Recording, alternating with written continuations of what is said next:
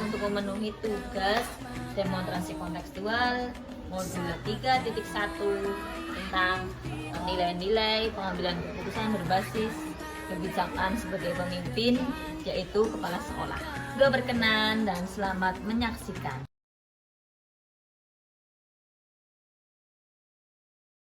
Siang Pak Nur. Ya, selamat siang.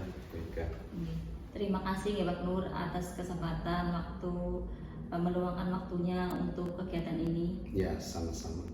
Dalam kesempatan kali ini saya akan melakukan Pak, mewawancarai kepala sekolah di SD sendiri dan di luar sekolah. Pada kesempatan kali ini saya akan melakukan wawancara tentang pengambilan keputusan berbasis nilai-nilai kebajikan sebagai pemimpin.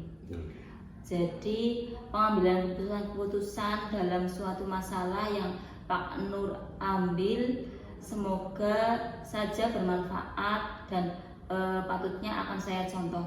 Begitu Pak. Pada kesempatan kali ini juga saya memenuhi tugas dari demonstrasi kontekstual modul 3.1 untuk pendidikan guru penggerak angkatan 7 Pak. Yang pertama, selama ini bagaimana Pak Nur mengidentifikasi kasus-kasus yang merupakan dilema etika atau kebujukan moral Pak?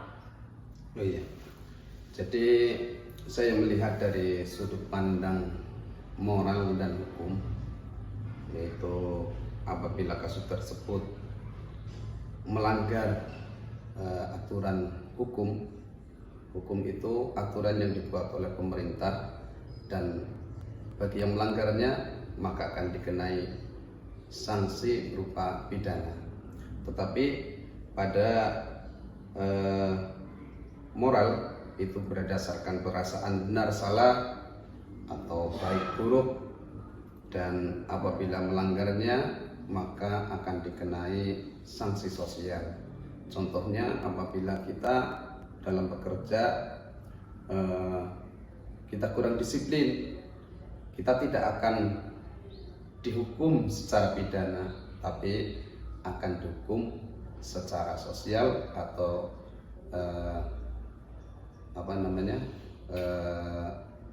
dihukum oleh mendapatkan sanksi berupa administrasi. Jadi ketika seseorang itu atau dalam mengidentifikasi itu kita melihat dari berbagai masalah ya Pak. Dari mana yang masalah yang patut diberi sanksi sosial atau mana yang patut diberi sanksi pidana maupun administrasi. Selanjutnya, selama ini bagaimana Pak Nur menjalankan pengambilan keputusan tersebut di sekolah Pak? Terutama untuk kasus-kasus di mana dua kepentingan yang sama benar-benar atau sama-sama mengandung nilai kebajikan. Jadi selama ini selain melakukan identifikasi kasus dari berbagai sudut pandang, kemudian kita menimbang secara matang mana yang benar, dan keputusan itu tidak langsung bisa pada kasus-kasus ringan mungkin kita tidak perlu bermusyawarah dengan warga sekolah yang lain, tapi untuk kasus yang memerlukan penanganan khusus maka kita bisa minta pendapat dari teman-teman guru, dari komite dan sebagainya. Jadi untuk kasusnya, ketika kasus suatu masalahnya itu dianggap ringan, cukup diselesaikan diri sendiri dahulu ya Pak. Selanjutnya kalau ketika mempunyai atau mendapatkan kasus dari peserta didik maupun lingkungan sekolah, kita mengambilnya berkolaborasi atau bermusyawarah dengan rekan guru atau komite ya Pak. Iya, perlu saya tambahkan juga bahwa dalam pengambilan keputusan kita harus mengambil keputusan yang tidak merugikan orang lain. Maksudnya orang yang kita untungkan lebih banyak daripada yang kita rugikan. gitu. Kalau bisa kedua-duanya tidak merasa rugi. Gitu. Luar biasa Pak. Langkah-langkah atau prosedur yang diambil oleh Pak Nur itu yang dilakukan selama ini apa Pak? Oh ya, langkah-langkah yang dilakukan tentu kita harus mengetahui penyebab dari permasalahan yang ada. Kita cari siapa yang terlibat, terus kita menanyakan pada orang-orang terdekat daripada orang yang melakukan permasalahan itu. Terus kita diskusikan dengan warga sekolah, terus membuat solusi keputusan bagaimana solusi yang terbaik. Dan kita pertimbangkan lagi, seperti tadi saya sudah bilang, bahwa yang penting kita tidak merugikan atau kita menguntungkan banyak orang, atau kalau perlu tidak ada yang dirugikan. Gitu. Jadi langkah-langkahnya kita yang paling utama itu mengidentifikasi masalah tersebut, Pak. Mengidentifikasi masalah, menentukan siapa pelakunya, latar belakangnya bagaimana. Kita jadi perlu tahu latar belakang seorang melakukan permasalahan itu. Kita tidak boleh langsung menjustis bahwa anak itu, misalnya seorang anak melakukan kesalahan itu adalah anak yang salah, tapi kita cari latar belakangnya. Latar belakangnya kenapa, mungkin dari lingkungannya atau mungkin dari keluarganya dan sebagainya. Selanjutnya Pak, hal-hal yang dianggap efektif dalam pengambilan keputusan tersebut pada kasus-kasus yang sudah terdapat di SD ini, hal-hal yang tadi dianggap efektif dalam pengambilan keputusan tadi, bagaimana Pak dalam dilema etikanya? Saya melakukan analisis seperti tadi, kemudian kita merumuskan solusinya bagaimana, dan peraturan sesuai dengan peraturan dan norma yang berlaku. Jadi norma harus kita bedakan antara norma atau etika dengan hukum. Kalau norma itu biasanya peraturan yang dibuat oleh hanya sekelompok saja, kesepakatan satu kelompok. Tapi kalau hukum itu biasanya dalam satu negara, dan sanksinya juga berbeda. Kalau norma biasanya hanya berupa sanksi sosial, administrasi. Kalau pidana tadi sanksinya berupa kalau hukum sanksinya berupa pidana. Terus kita mengedepankan kepentingan umum, maksudnya solusi tersebut bermanfaat bagi banyak orang. Walaupun jelas setiap kita mengambil keputusan pasti ada yang tidak puas, tetapi jika memuaskan banyak orang, insya Allah permasalahan itu akan bisa diminimalisir. Jadi hal-hal yang efektif dalam pengambilan keputusan oleh Pak Nur itu yang pertama menganalisis masalah tersebut nih Pak. Masuknya masalah dalam bisa hukum, bisa sosial, bisa pidana ya Pak, dan masih banyak lainnya. Hal-hal yang selama ini merupakan tantangan bagi Pak Nur itu dalam pengambilan keputusan itu apa Pak? Yang menjadi tantangan, alhamdulillah selama saya berada di Kalimantan 5 ini belum ada kasus hukum atau kasus pidana. Paling yang ada itu kasus-kasus etika, kasus moral atau etika. Kalau moral itu mindsetnya, tapi kalau etika itu melaksanakan moral itu etika. Jadi di sini tentang termasuk orang membuang sampah, di tempatnya itu adalah dalam bidang etika, dan di sekolah kita masih banyak anak yang belum membuang sampah di tempatnya. Terus masih ada anak yang kurang disiplin baik dalam berpakaian maupun ketika datang ke sekolah. Ini juga kasus moral atau etika. Jadi hal-hal yang selama ini merupakan tantangan bagi Pak Nur itu, yaitu alhamdulillah selama di Kabupaten 5 tidak ada kasus tentang hukum. Yang menjadi tantangan itu antara kasus moral dan etika ya Pak. Yeah. Apakah Pak Nur itu memiliki tata kala atau jadwal tertentu dalam sebuah penyelesaian kasus dilema etika? Apakah langsung menyelesaikan di tempat tersebut Pak? Atau memiliki sebuah jadwal untuk menyelesaikan atau bentuk atau prosedur seperti apa yang akan dijalankan selanjutnya?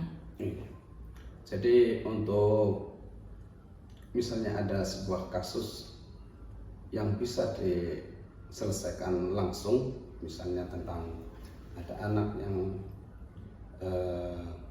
berbicara kurang sopan dan sebagainya, maka diselesaikan langsung.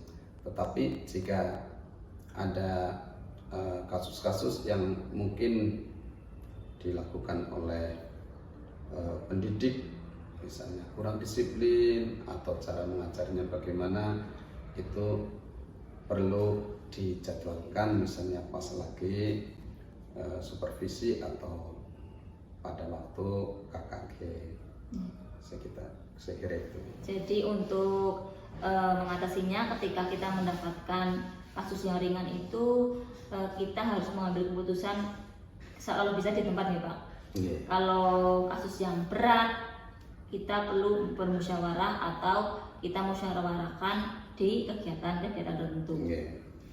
Adakah seorang atau faktor yang selama ini mempermudah atau membantu Pak Nur dalam pengambilan keputusan dalam kasus-kasus dilema etika Pak? Ya, jadi selama ini ya kita hanya sharing dengan teman, dan alhamdulillah untuk kasus-kasus dilema etika di sekolah kita satu persatu sudah terselesaikan. Mudah-mudahan untuk yang selanjutnya di sekolah kita minim dari kasus-kasus dilema etika, apalagi kasus hukum. Jadi kita pengen sekolah ini menjadi sekolah yang tidak punya masalah gitu. Jadi seseorang atau faktor yang selama ini mempermudah dalam penyelesaian masalah kasus dilema etika itu yaitu rekan di sekolah SD Kabupaten 5 ya Pak. Okay. Dalam ketika ada kasus diselesaikan secara bermusyawarah lalu diselesaikan. Yeah. Ketika mana pihak yang harus sama-sama diuntungkan. Yeah. Selanjutnya dari semua hal yang telah disampaikan oleh Pak Nur, pembelajaran apa yang Pak Nur petik dari pengalaman pengambilan keputusan dilema Pak? Ya. Jadi dari beberapa masalah yang ada di sekolah kita jadi lebih bijak dalam mengambil keputusan, bijak dalam menganalisis sebuah permasalahan untuk dijadikan pertimbangan dalam menentukan keputusan. Gitu. Dari hal yang telah disampaikan tadi, jadi pembelajaran yang tentang dilema keputusan atau dalam permasalahan kasus-kasus, kita menjadi bijak ya Pak. Yeah. Ditambah kita jadi tahu dalam penyelesaian permasalahan yang ada. Yeah. Luar biasa Pak Nur, jawabannya sungguh membuat saya Pak tuh harus seperti ini, langkah-langkah dalam penyelesaian masalah ternyata begini. Jadi ternyata jawaban dari Pak Nur itu sangat bermanfaat untuk saya Pak. Dan saya mengharapkan Bika sebagai guru penggerak tentu harus mempunyai inovasi, mempunyai keinginan untuk mengembangkan sekolah ini dalam bidang mutu, dan juga saya harapkan Bu Ika bisa meminimalisir kasus-kasus yang ada di sekolah kita, sehingga sekolah kita menjadi sekolah yang sehat di bidang hukum, dan sekolah kita bisa menjadi sekolah yang maju, sekolah yang dipercaya oleh masyarakat. Itu harapan saya. Amin Pak. Saya juga mohon doanya agar saya dapat lulus pada pendidikan guru penggerak angkatan 7. Amin. Terima kasih doanya, dan terima kasih atas waktu dan kesempatan ini Pak. Terima kasih.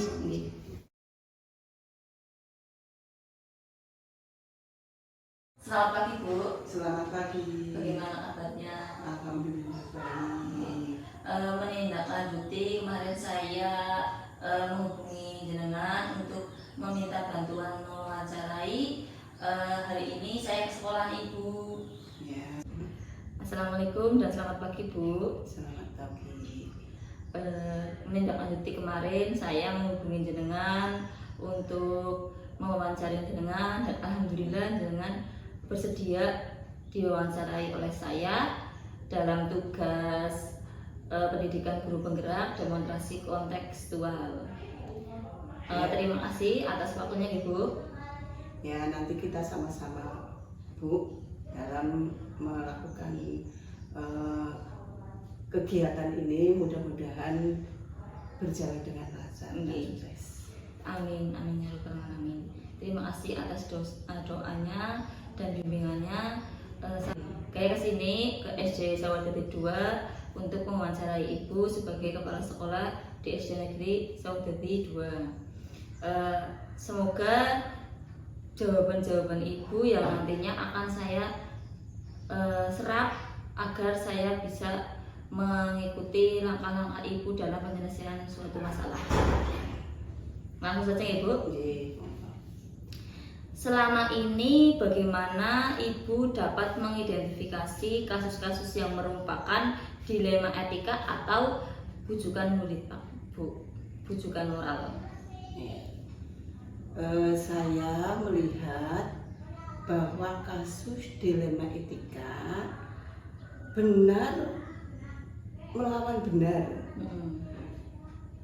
di mana itu merupakan situasi yang terjadi ketika harus memilih dan memutuskan antara dua pilihan, yang keduanya pilihan itu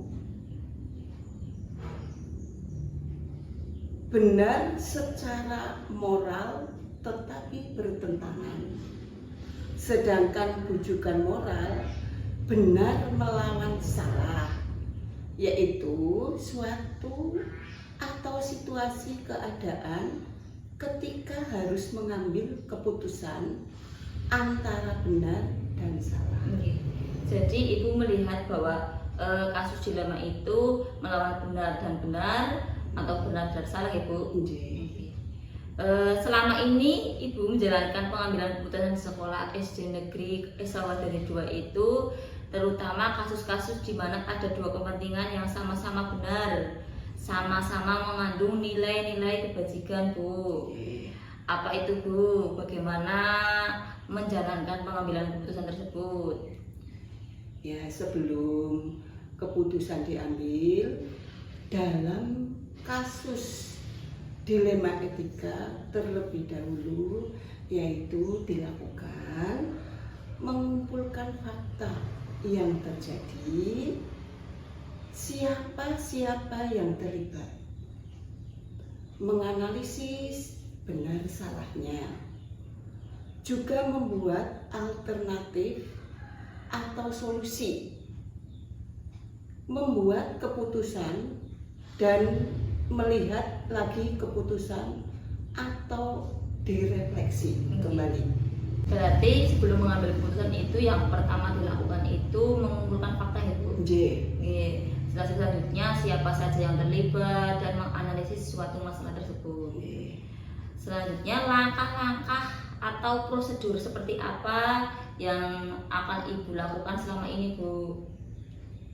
Saya mengambil langkah-langkah, yaitu yang dilakukan mengumpulkan fakta yang terjadi, terus menentukan siapa yang terlibat, menganalisis benar salahnya, masalahnya ya Bu, terus membuat alternatif solusi, membuat keputusan, dan melihat lagi keputusan atau direfleksi kembali. Jadi langkah-langkahnya ada beberapa ya Bu. Yang pertama mengumpulkan fakta, siapa saja yang terlibat, menganalisis permasalahan tersebut, dan menyimpulkan masalah atau direfleksi nggih.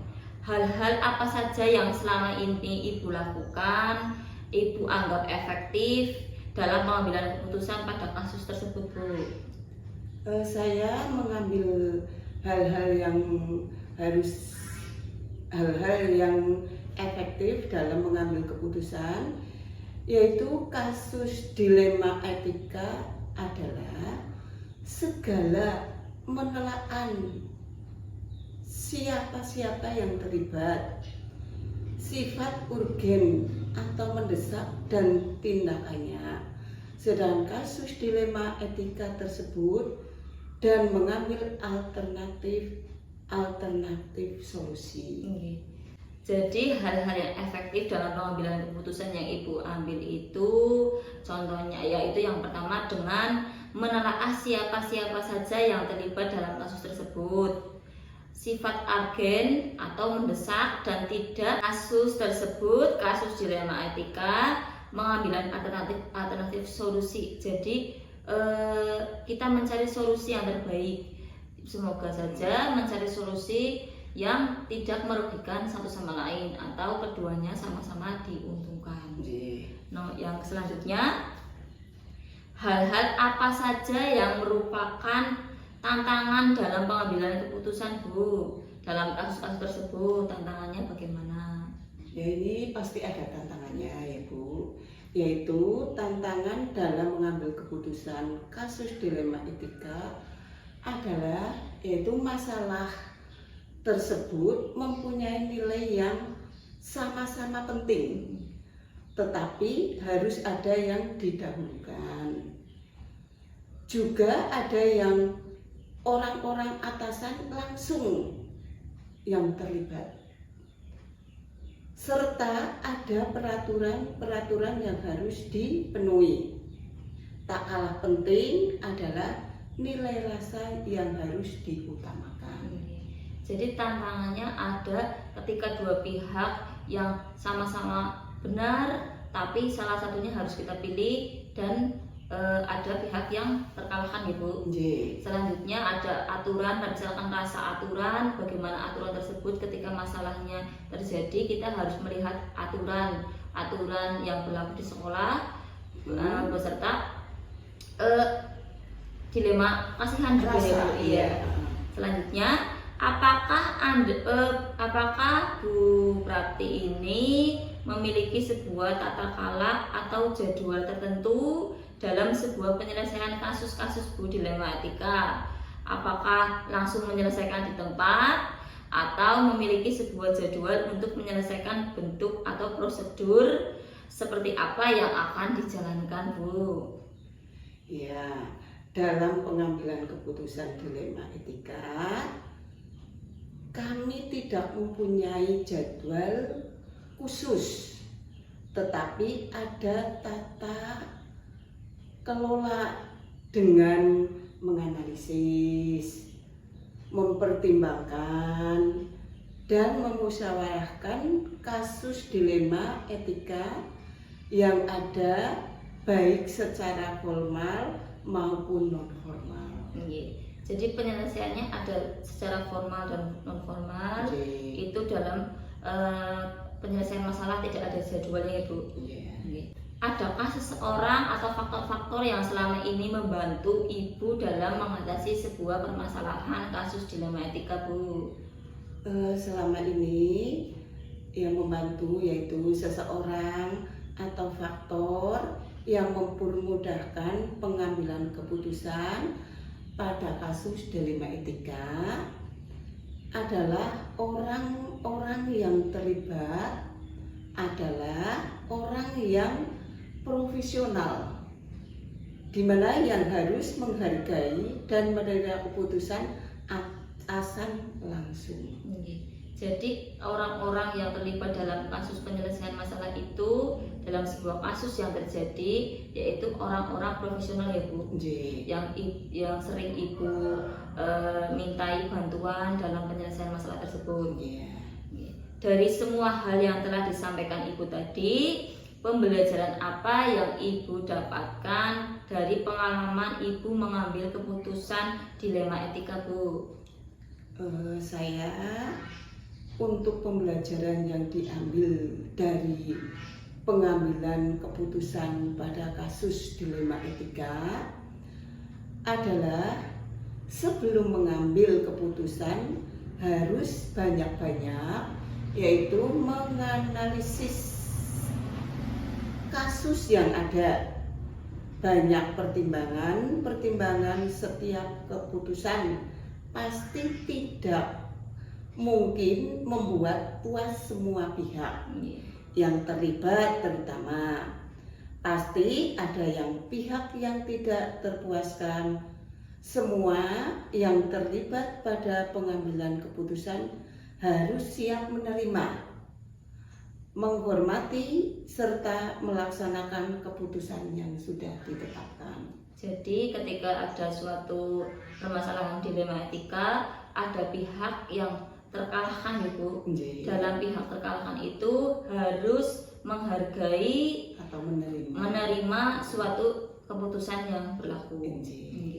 Luar biasa Bu, jawaban-jawaban Ibu sangat luar biasa sebagai pemimpin dari SD Negeri Salwadari 2. Jawaban-jawaban Ibu juga membuat saya lebih tahu tentang sebuah permasalahan dilema etika Bu.